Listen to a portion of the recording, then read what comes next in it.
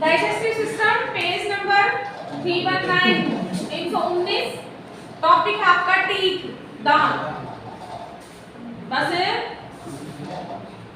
Teeth are embedded, embedded का मतलब होता है धंसा हुआ होना इन द एलोब्लाई या सॉकेट।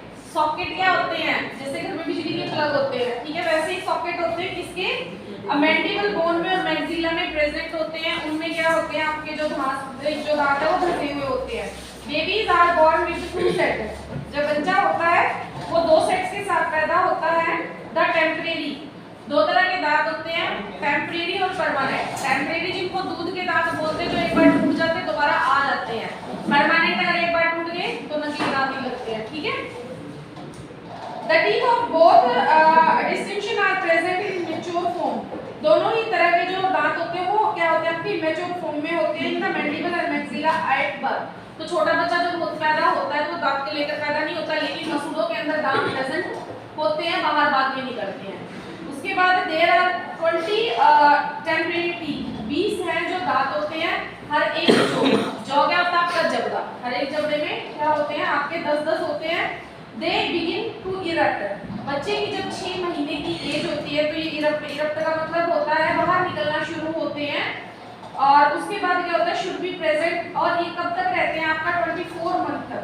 द परमानेंट टीथ, जो परमानेंट टीथ है वो 6 साल से शुरू होते हैं, 13 साल तक लगभग पूरे हो जाते हैं। ये 32 होते हैं और 20 साल की उम्र तक पूरे हो जाते हैं। The third molar wisdom are last to erupt, जो लास्ट में आपकी कौन सी जाड़ होती है, अक्कल जाड़ होती है, वो ये लगभग 30 साल तक क्या होती है, डेवलप होती है। 32 दांत इन्होंने बताए हैं, लेकिन 32 दांत अगर सर्वे किया जाए तो 1000 लोगों में से किसी एक या दो के 32 दांत होंगे, अदरवाइज 32 दांत कंप्लीट होंगे। दांत के ऊपर दांत नहीं आता, वो नीचे वाला टूटने वाला होता है, कम निकलता है। नहीं, ये प्लेस को ऊपर रख दिया जाता है। हो जाते हैं कई बार कोई एक्स्ट्रा हो किसी चीज की वजह से, 14 बोलते हैं वैसे इनको, कई बार हो जाते हैं लेकिन बहुत कम देखने को मिलता है। ना ही 32 ऑफ टीथ किसी बंदे में पॉसिबल है, कोई भी 1000 में से कोई एक आधा होगा जिसके पूरे 32 दांत होंगे, otherwise that is not possible. Last है 28 या 30, ठीक है। वरना जो ये अक्ल जाड़ होती है कभी भी पूरी नहीं निकलती हैं, ठीक है। कहीं से आधी, कहीं से 1/4, कहीं से 3/4 ऐसे निकलते, कंप्लीट नहीं होती है। स्ट्रक्चर, शेप और डिफरेंट जो टीथ है उनके स्ट्रक्चर में क्या क्या रहेगा। द क्राउन, क्राउन हम उस पार्ट को बोलते हैं प्रोट्रूड जो गम से मसूड़ों से बाहर निकलता है। रूट जो कि बोन फंसी हुई होती है, और नेक वो रीजन होता है जहां से रूट और क्राउन दोनों जुड़ते हैं। In the centre of tooth there is a pulp cavity, centre दांत के बीच में एक पल्प मतलब हल्की सी एक कैविटी होती है जिसमें कीड़ा लगता है। पल्प कैविटी का मतलब लिक्विड होता है कंटेनिंग ब्लड वेसल, इसमें आपकी ब्लड वेसल नर्व सप्लाई होती है। दिस इज हार्ड, ये क्या होती है आपकी हार्ड जेली लाइक सब्सटेंस होता है जिसको हम डेंटाइन बोलते हैं। Dentine is the crown of the crown is covered by thin layer of hard substance. Dentine क्या जो है कवर होते हैं हार्ड से सब्सटेंस से जिसको इनेमल बोला जाता है। एनिमल आपके दांत का एक प्रोटेक्टिव कवरिंग होती है। जब हम रेगुलर ब्रश करते हैं, ठीक है, या कोई सॉल्यूशन अपने माउथ में यूज करते हैं, जैसे अनकॉन्शियस पेशेंट को हम माउथ फ्रेश रखने के लिए सॉल्यूशन से क्या करते हैं, फेस को इसको जो है ओरल कैविटी को वॉश करते हैं। इस कंडीशन में जो आपका एनिमल होता है वो घिस जाता है, और जब एनिमल आपका घिस जाता है तो मींस आपके जो दांत है वो धीरे धीरे क्या हो जाएंगे, खराब होना शुरू होते हैं। तो एनिमल आपकी एक प्रोटेक्टिंग कवरिंग होती है जो कि आपके दांतों को एक येलोइश कलर देता है। बोन कोई भी हो, नेचुरल बोन हमेशा येलो कलर की होती है। जितना आप दांतों को व्हाइट करने की कोशिश करते हो इसका मतलब उतना ही आप अपने एनिमल को घिसा रहे हो। उसके बाद है the root of tooth on the other hand it covered substance resembling bone called a cementum. तो जो आपके दांत की रूट है, जो जड़ है, इन अदर हैंड और दूसरी साइड में इट कवर, ये कवर होती है एक बोन से जिसको हम कैमेटम बोलते हैं। सिक्योर टूथ सॉकेट, वो इसके सॉकेट के बीच में दांत की मजबूती बनाने का काम करता है। ब्लड वेसल नर्व, जो ब्लड वेसल है वो हर एक रूट में से हर एक दांत को, मान लो तो किसी का दांत निकल रहा है, देखना उसमें छेद होता है, वहां से आपकी ब्लड सप्लाई है, जो नर्व सप्लाई है वो लगातार निकलती रहती है। ब्लड सप्लाई आपकी मैक्सिलरी आर्टरीज को प्रोवाइड करती है, और इंटरनल जुगुलर वेन है जो आपकी इसमें खाली कर देती है। उसके बाद नर्व सप्लाई नहीं आएगी। फंक्शन, दांत के फंक्शन क्या है, बेसिक सा दांत का फंक्शन होता है कटिंग। कटिंग का काम करती है, जो आपकी टंग होती है उसको प्रोटेक्ट करने का काम करती है। और क्या होता है, खाने को च्यू करने में, टॉकिंग वगैरह करने में जो है यही दांत के काम होते हैं। उसके बाद आपका स्लेवरी ग्लैंड। तो स्लेवरी ग्लैंड कई बार पेपर में आ जाता है, तो इसीलिए थोड़ा सा ध्यान से सुनना। स्लेवरी ग्लैंड क्या होता है? The salivary gland release their secretion, अपना सिक्रीशन माउथ में सिक्रीट करते हैं, जिसको सलाइवा बोला जाता है। स्लेवरी ग्लैंड क्या करते हैं, एक सिक्रीशन को माउथ में सिक्रीट करते हैं, जिसको हम सलाइवा बोलते हैं। देयर आर 3 मेन पेयर, 3 तरह के पेयर होते हैं स्लाइवरी ग्लैंड के। Parotid gland, submandibular gland, sublingual gland. ठीक है, पैरोटिड ग्लैंड है गले में होता है, मैंडिबुलर आपका जीभ के नीचे होता है, और सबलिंगुअल आपका जीभ के नीचे होता है, और सबमैंडिबुलर आपका मैंडिबल बोन के आसपास, यानी कि दांत के बिल्कुल नीचे होता है। There are also numerous smaller salivary gland, पूरे माउथ में छोटे छोटे से ग्लैंड या छोटी छोटी सी ओपनिंग होती है, जो कि पूरे माउथ को क्या करती है, सलाइवा देती है, गले में होता है। उसके बाद parotid gland each side of the face, face की साइड में गले में just below the acoustic mucus के नीचे होता है। Each gland has parotid duct opening in the mouth, हर एक पैरोटिड ग्लैंड है उसकी ओपनिंग माउथ में होती है।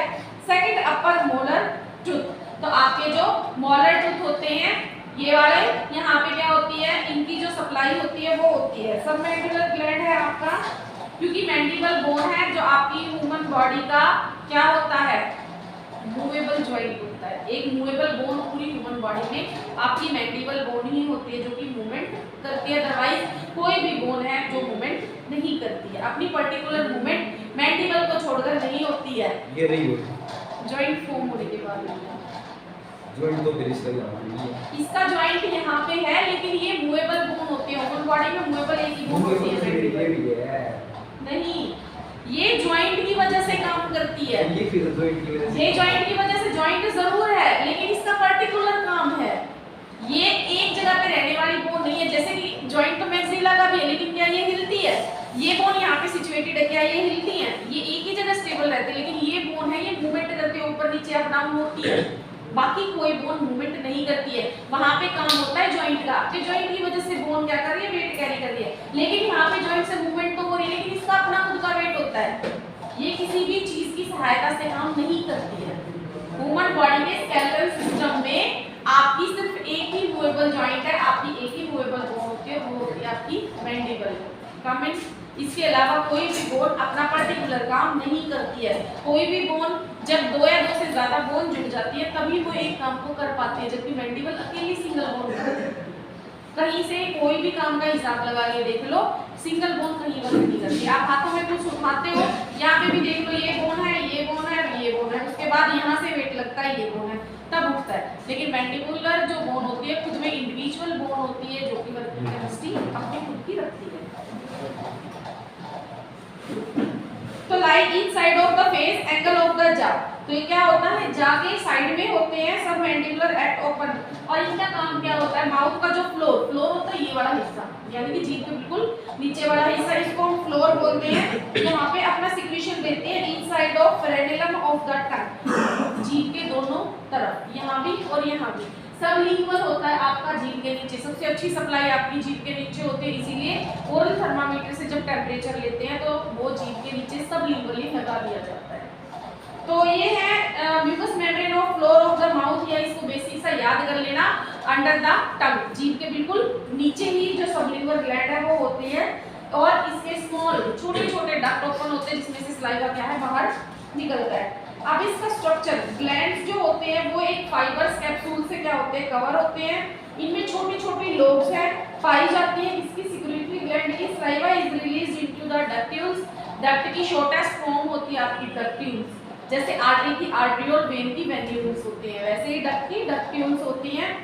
सलाइवा इज रिलीज्ड, सलाइवा लगातार बनता रहता है, और इन्हीं डक्ट्यूल्स के हेल्प से क्या होता है, माउथ में रिलीज कर दिया जाता है।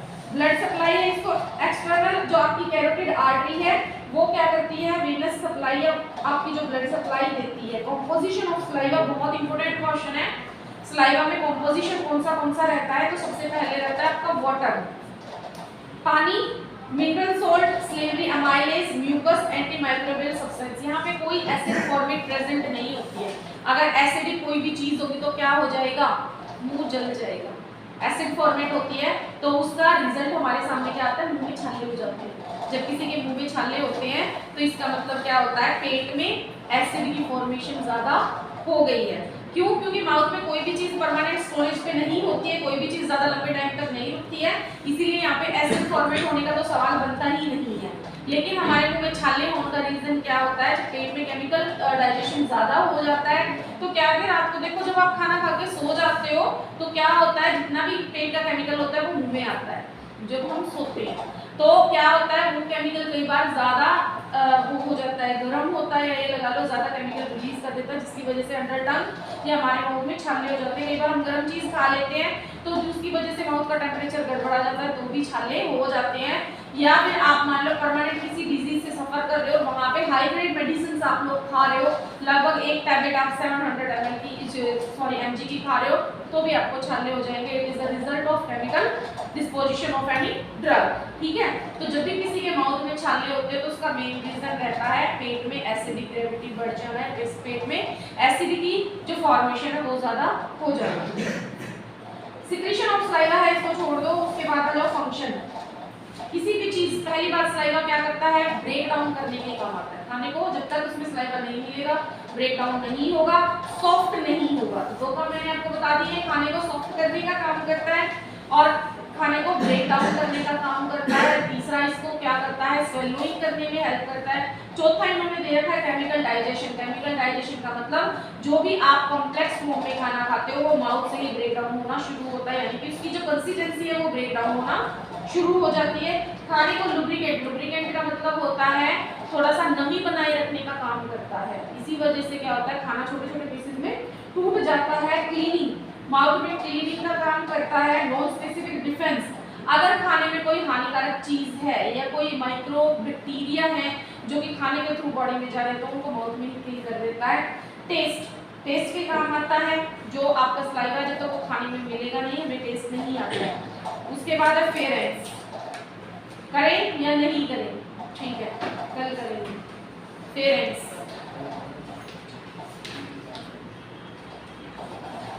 इसमें से जो आपका सलाइवा है वो इंपॉर्टेंट रहने वाला है काफी। फंक्शन